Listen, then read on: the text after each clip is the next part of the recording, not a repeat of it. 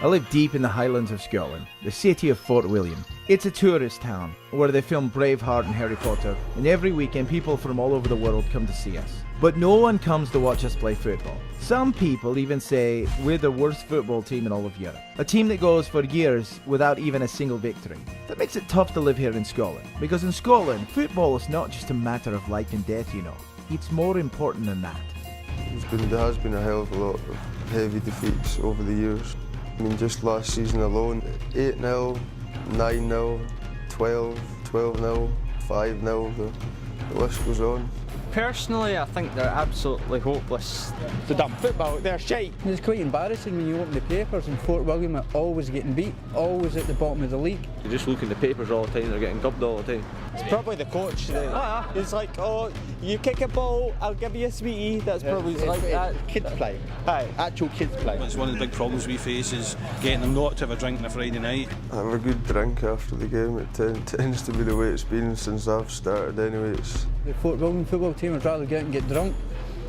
Simple as that. It's a drinking town up here, you know what I mean? Yeah.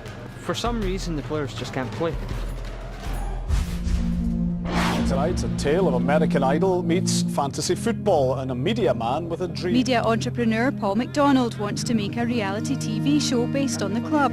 He'd bring 10 players over from the USA, brand it as America's team. And I think for the first time in the history of professional sports, a Scottish soccer team is allowing a group of unknown Americans, amateur players in fact, to join their squad. America's team is a dream come true. It's going to be really tough being, 6,000 miles away from home, overseas, cold, wet. We're out here to play, we're out here to show them what America can do. This will be an incredibly difficult task. Not just because the team is so bad, but the league is putting pressure on the team's management to make improvements now. Yeah, well, I don't think they'd really be happy to have American players playing in Fort William, really. They're too soft, they need fucking anger. If these Yanks think they've hit the big time, I think they're going to be pretty disappointed. This is one of the hardest places to play in Scotland. The weather is miserable. The facilities are just awful, and to be honest, I think the people in the town will be hoping we fail. American players coming over. That's a load of crap. They have to be Fort William people. I think the American guys maybe will see a bit of a culture shock. They're a bunch of poofs. There might be a few people who like the idea. Americans come over, just join in. I think the Americans come to play would be a great idea. The girls will love it. I think the question on everyone's mind is, can the Americans adapt quickly and team up with the current Scottish players? It's a unique situation, and many over here are predicting that these amateur Americans will likely crumble under the intense pressure.